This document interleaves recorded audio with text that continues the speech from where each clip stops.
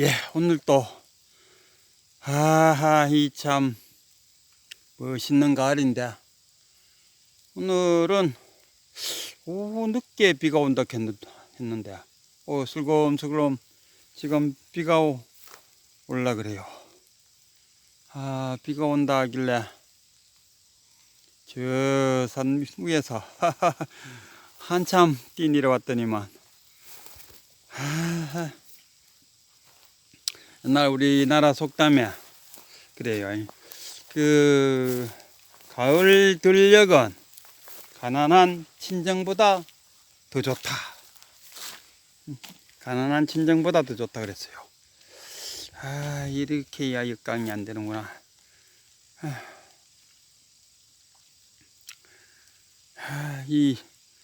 오늘 여기 봉화인데 아직도 그 삼이 있을 거라는 생각. 그래갖고 삼이 항절삼, 노랗게 물든 단풍진삼을 우리가 항절삼이라고 부르죠. 그래갖고 이제 위에 영양분이 뿌리로 다 내려가죠. 그래서 항절삼이 뿌리에 영양이 다 모여 있어 갖고 여름에는 줄기에도 영양이 간다 아닙니까? 그래서 삼가면은 항절삼이 그래도 괜찮다 하는 이야기가 많이 들려요. 그래서 오늘 삼 캐러 왔는데 이제 보통 이 삼에 대해서 이야기하면은 좀 한 20년 정도, 한 15년 정도만 돼도 이 삼이 늦게 자랐다가 일찍 낙엽 주고 줄기가 떨어져 버려요.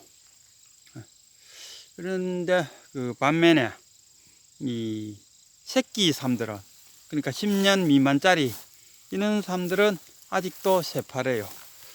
그래서 오늘 그런 새파란 어린 삼들을 많이 봤는데 그냥 기분상 한 서너 뿌리만 캐고 나머지는 다음을 기약하고 그냥 두고 왔어요.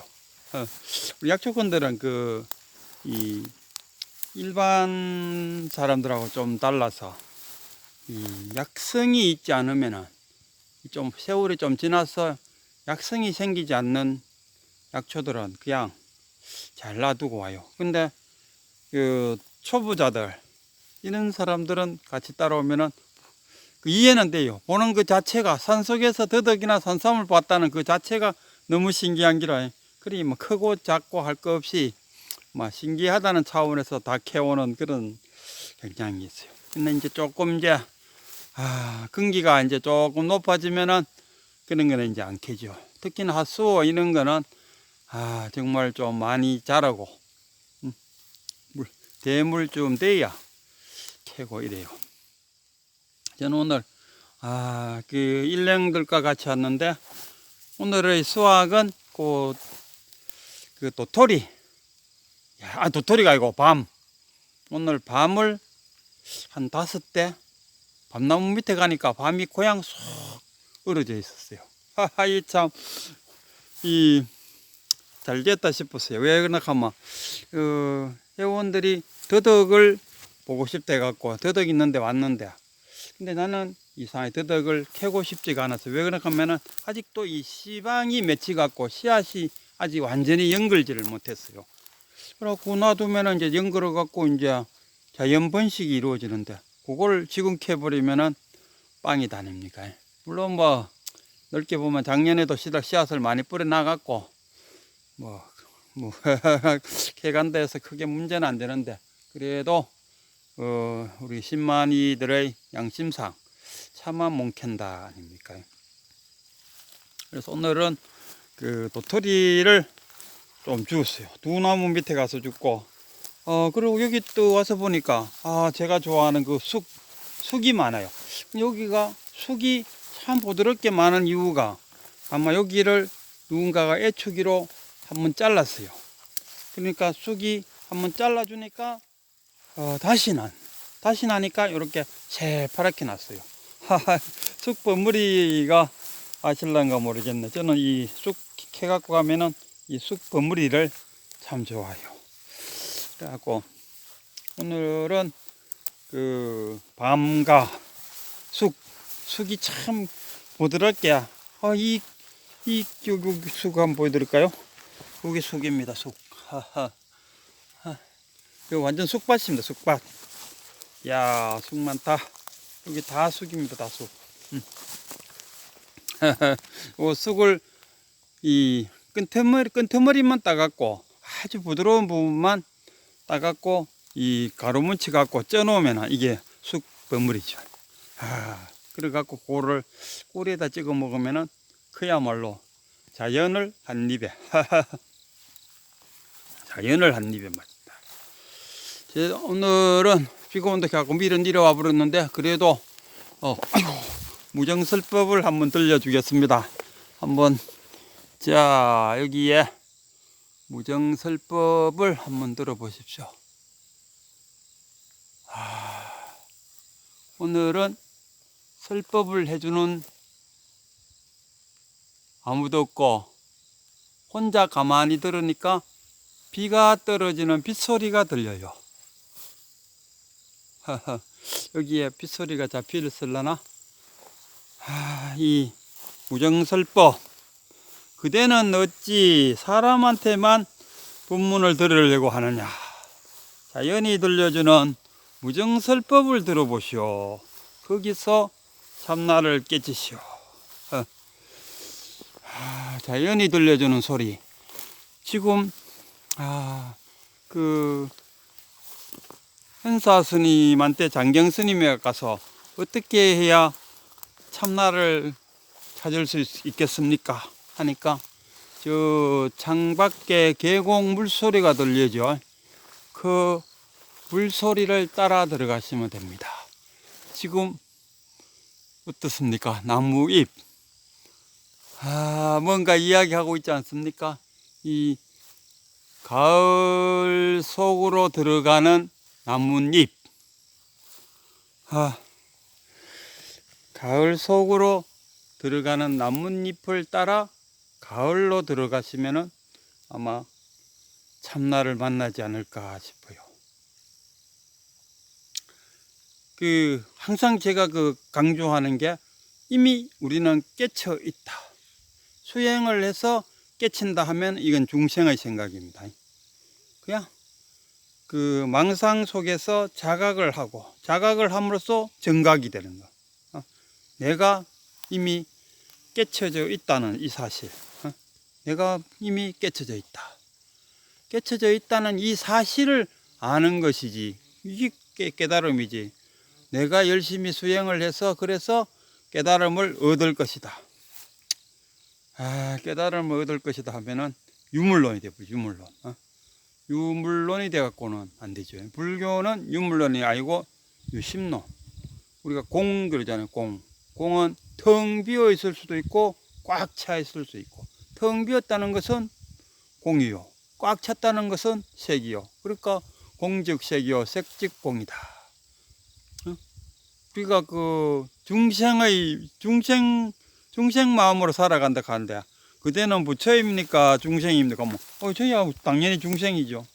그러면은 한 마음 속에 중생도 있고 부처도 있지. 마음이 두 개입니까? 각자마다 마음이 두 개라서 한 마음은 중생이고 한 마음은 부처고 이러지 않습니까?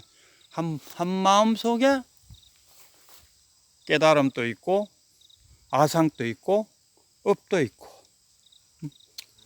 몸뚱어리가 만들어짐으로써 아상이 생기고 아상 속에 업이 들어가 있고, 그러면 몸뚱어리가 형성되는 그 순간에 벌써마 우리는 참나 속에 가리가 있고, 참나가 마음의 근본 바탕이요, 그 참나를 가리고 있는 것이 아상이다. 그래서 그 아상만 내리면 참나는 그냥 드러나는 것. 오늘 구름이 가득 끼갖고 하늘이 해가 없어요. 그러나 하늘에 저기 해가 없는 건 아니죠. 구름에 단지 가리어져 있을 뿐이다. 저 구름을 싹 치우면은 그냥 해가 드러나죠. 그와 같이 우리의 참나를 듣고 있는 아상만 싹 내려놓으면은, 그러니까 우리가 그러잖아요. 수행하는 사람들한테 아무것도 하지 마세요.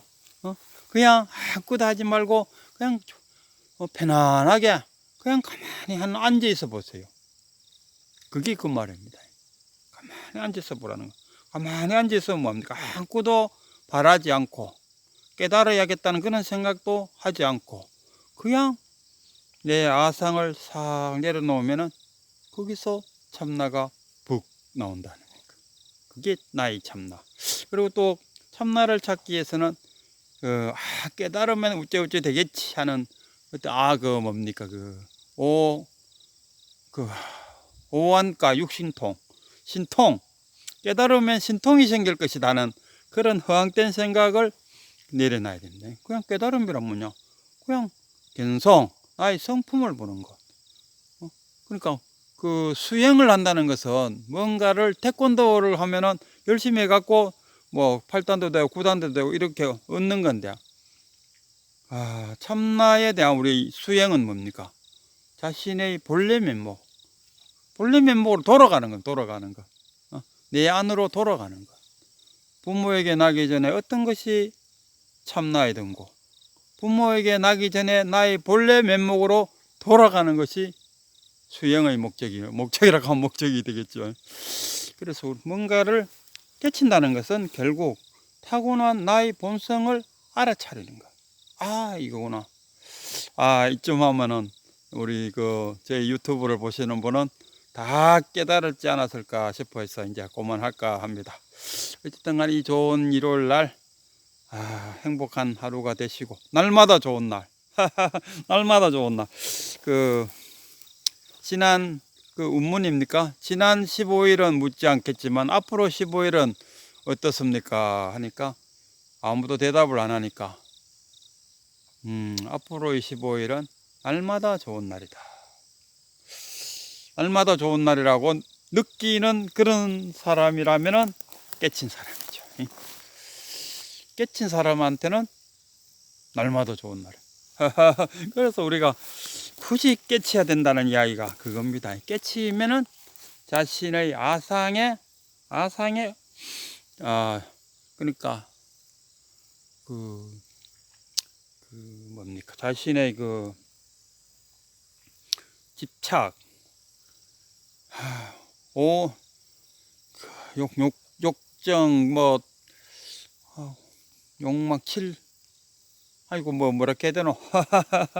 일단은 자신의 감정에 휘둘리지 않고, 집착과 번뇌망상에 휘둘리지 않고, 설사 휘둘렸다 해도 내가 번뇌망상에 휘둘렸구나 하는 것을 아는 순간이 뭡니까? 불심이 나오는 거고, 번뇌망상에 휘둘려 갖고 성질을 내고 막 할 때는 중생심을 하는 거죠. 그러니까 한 마음 속에 중생심과 불심이 있는데, 깨달았다는 것은 불심으로 산다는 게 아니고 내가 불심도 있고 중생심도 있고, 그래서 지금 내 이 순간에 지금 현재 나의 행동은 아상으로 하는구나, 아니면 얼른 불심으로 돌리자. 그걸 아는 그 자체가 깨달음이다, 이런 이야기입니다.